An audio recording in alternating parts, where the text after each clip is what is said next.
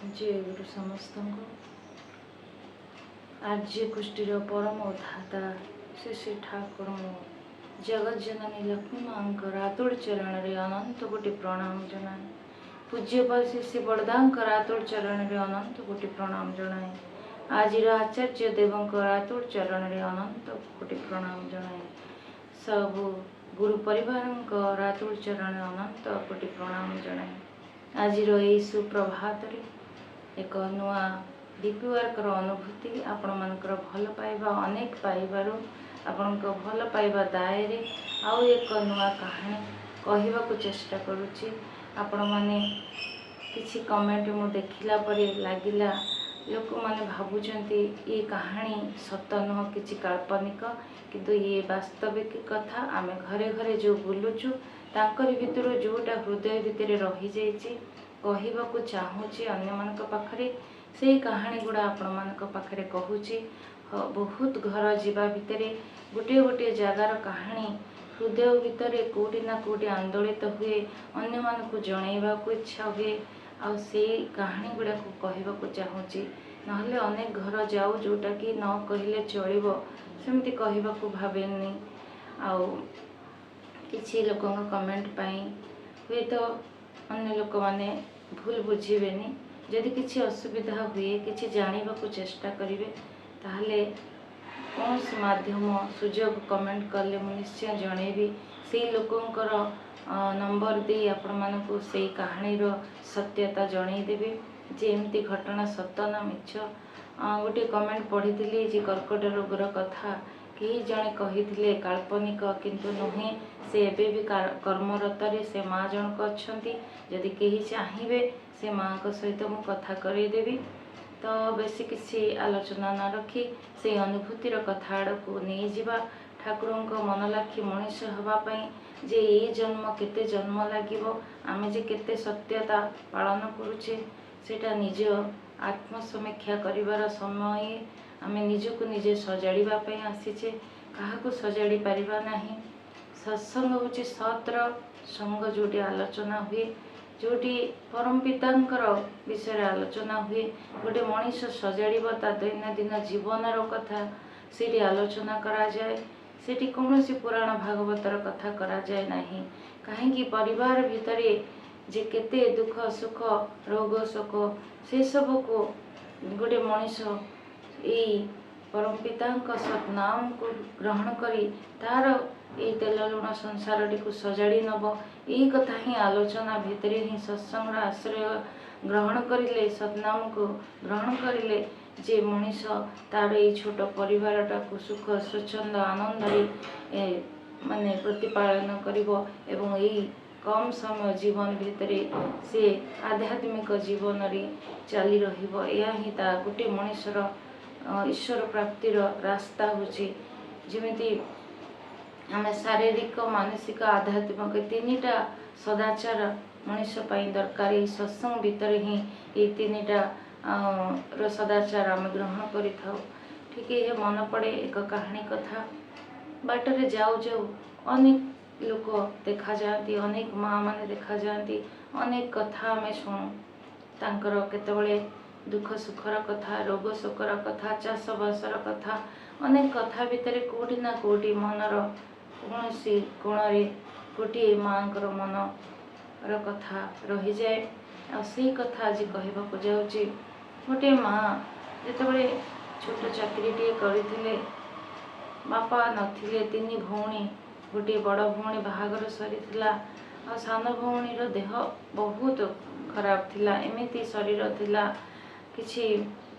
रोगक्रांत माने घार अवस्था थिला जोटा कि गोटे झील जीवनटा सजाड़ा बहुत कष्ट हो पड़ुला माने सेटा को चर्म रोग कही पारू कौन सी एपटे कहते किछि माने जो नजर लगे डाणी जो गुणिया किछि कराही ये भाया कथा कही झीटी को बहुत कष्ट मिलता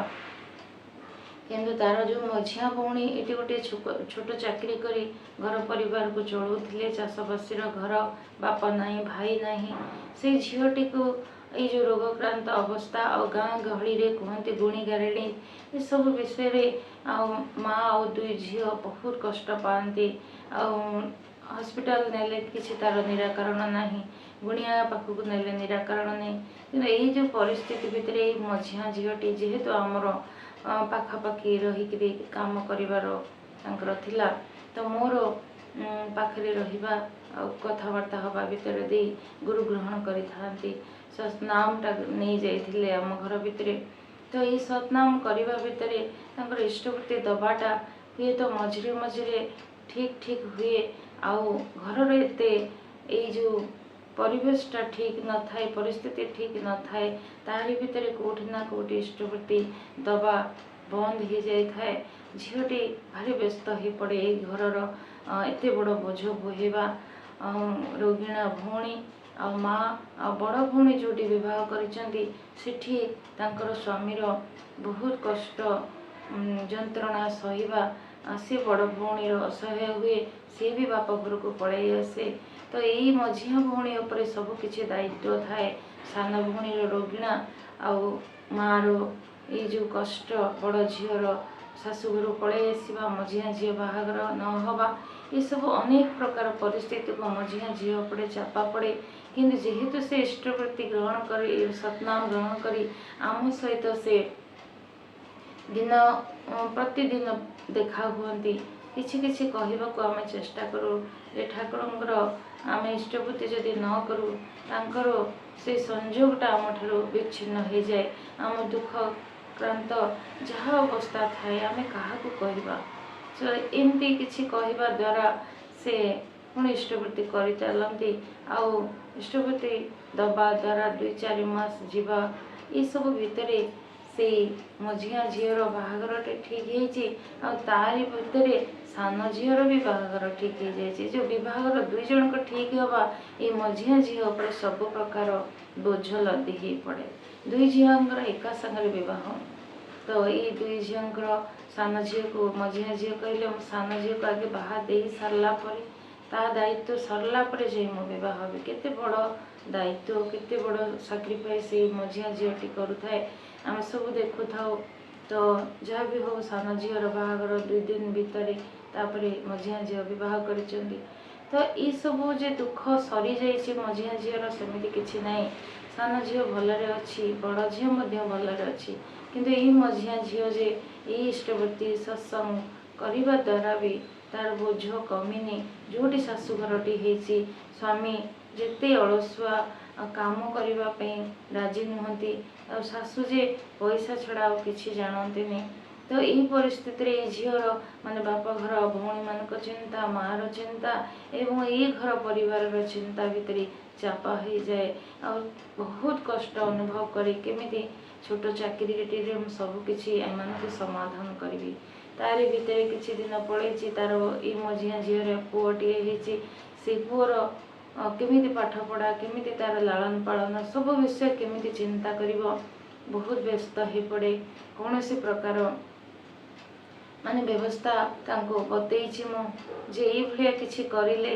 रोजगार किछि हेई परिबो जहा परम पितांकर अशेष दया जे झीटे बुझीछि किछि काम करबाको आउरी अधिक पैसा रोजगार हो पार चेष्टा करिछि मनीष जो माने सत मार्ग रे थांती कष्ट तो आसे किंतु धैर्य अशेष थाए से परम पिता का आशीर्वाद एते जे तांको पाखरे से सब चलई नियंती ए भरोसा विश्वास तांकर थिला सेतिपई से झीटी आज हस खुशी रे तो अच्छी दुख कष्ट को मनरे चापी ठाकुरंकर इष्टवृत्ति ठीक ठीक टाइम रे दबा एवं प्रार्थना करवा बहुत कष्ट रे जीवा आसीबा तार घर जो चाकरी जीवन गोटे बड़ विपद संकुल समय तार सब बड़े चली थाए किंतु केतबले ना केतबले मो सहित देखा हो जाए आ किछि समय से पाती जे आपण को देखला परे मोर जो भारसाम्य कमी जाउथला दुखर भांगी पड़ुथली आपण किछि कथा कहला परे मते लागे जे मु पारिबे देखो माँ मैंने सब किसी पारे बोली गोटे घर आउ गोटे घर को जाते गोटे घर अच्छी ना घर को से निज घर कर दियंती तो माँ पाखे से शक्ति अच्छी अष्ट वैशिष्ट्य पाखे थिबारु ही माँ मैंने देखो गोटे झील जीवनटा गोटे जगार एंतुड़ी जले आ गोटे जगार तार जुई जले झील जीवनटा केते माने संघर्ष जीवन आ से संघर्ष जीवन जदि से उत्तीर्ण हुए तार नारीत्व ही माने नारी जीवनटा सार्थक हुए समस्ते कहती से नारीर से दिन कथा मन पड़े सत्य अनुसया कथा गोटे नारी सहज भाव जदि आम भाविबा सी भी आम भाया गोटे नारी होते स्वामींकर ये कुष्ठ रोगर एते जे दुख जंत्रणा कष्ट तारी भितर स्वामीर मनटी को एते भाव से बुझीते जे स्वामींकर चाहिदा बिना मोर आ जीवन में किसी लक्ष्य ना स्वामी जहाँ चाहूँगी मुझे पूरण करी आ सी लक्ष्य हीरा भाया बेश्यांकर संग को ग्रहण करने जिते स्वामी चाहिए सत्य अनुसया जाकरी से लक्ष्य हीरांकर घर द्वार झाड़ू करवा ये कौन साधारण कथा गोटे नारी ही करें जदि भाविबा आम सती बोली कहीदे किंतु केते जे कष्ट साध्य माने भाभी भी हुए ना गोटे नारी जीवन में दुख कष्ट जंत्रणा सबू केमती से सही पारे आले जाए से घरे रही पारे मन पड़े आउ एक मार कथा माँ जनक भिक्षावृत्ति करुले सत कि भिक्षावृत्ति करू करू जेहेतु से माने ब्राह्मण घर भिक्षावृत्ति करने द्वारा दुई पुओ भल कम करुले कि माँटी को भारी कष्ट मिले जे बहु माने जो नीति नियम ब्राह्मण घर आम जो सका उठा घर काम करवा स्वामी को चा पानी दे जलिखिया दे काम को दबा बहु मैंने किंतु ता करती शाशु माँ को बहुत कष्ट हुए जेहेतु से दीक्षा नहीं इष्टवृत्ति दिखती बहु मैंने शुई था किंतु शाशुटी पूजा पाठ करी सबुआड़े खाली बुलू था कष्ट अनुभव करती जे बहु मैंने जो सजाड़ी होना कौन करें दिनकर कथा माँ इष्टवृत्ति करती सत इष्टवृत्ति दबार सुजोग नथिला से क्या देवे कौटी देवे भाभी पार नथिले बहुत गुड़ाए पैसा रखीदे तो केमिति केमिति कौन सी माध्यम से माँ को डीपी वर्क द्वारा हो मु पाई से माँ को इष्टवृत्ति से सब देते आते तुम आसिक मोर दुई बोहू मान को सजाड़ी दियो मु पारुनी को तो जहाँ भी हो कौन सी दादा माँ को नहीं बहुत किसी जाजन करने को प्रार्थना घरे करूँ आ 2 दिन पर सान पुओ बो मैंने दीक्षा ग्रहण करते किंतु एमती दीक्षा ग्रहण कर सत किंतु पालन करने जो अलस्वामी बुद्धि जो से करती बहुत थर आम चेष्टा करूँ फोन करूँ जे करें ही किसी पाइपर आज अभाव होलस्वामी ना कि भी ना कि माँ जनक माने घर काम सारा पर खाली बुलती ये दुकान रू से दुकान रू ये दुकान मैंने बहुत कष्ट पाती ब्राह्मण माँ जड़े जोटी जिते देखाए जाए माँ को सब बड़े मु कहे आपण को निष्ठा घर को सजाड़ी दब कि माँ जनक कहती मुते दिन पारि केते दिन आउ तो मु पारुनी आ मोर गोड़ हाथ थिबा पर्यंत मु सिना एमती भिक्षावृत्ति करी किसी भी काम करि परिबे किंतु मु जदि बेड रे पड़ी जाए ताहले मो पाई किए करिवो घरर अवस्था एबे गोटे फूल दुकान करबा पई तांको गोटे माने को प्रकार से फूलर दुकान करिवे से बड़िया गोटे आयोजन करबा पई तांको चेष्टा करी तांको गोटे माने उपाय देछि मांकर इच्छा जदि हुए से फूल व्यवसाय करिवे बोली किछि सहयोगर हाथ भी 2 जन माँ देछंती तो ये भाव से माँ का घर सजाड़ी हो आम समस्ते परम पिता पाखे प्रार्थना रखू माँटी खुशी आनंद ग्रहण करूँ परिवार समस्ते केमिति इष्टमुखी ही रे आम ये परम पिता तुर्चरण अनंत कोटि प्रणाम जन से माँ को प्रार्थना करवा आ दीर्घायु जीवन ही ठाकुर मन लक्ष्य मनीष परिवार हो उठु एति कही रखे वंदे पुरुषोत्तम वंदे पुरुषोत्तम।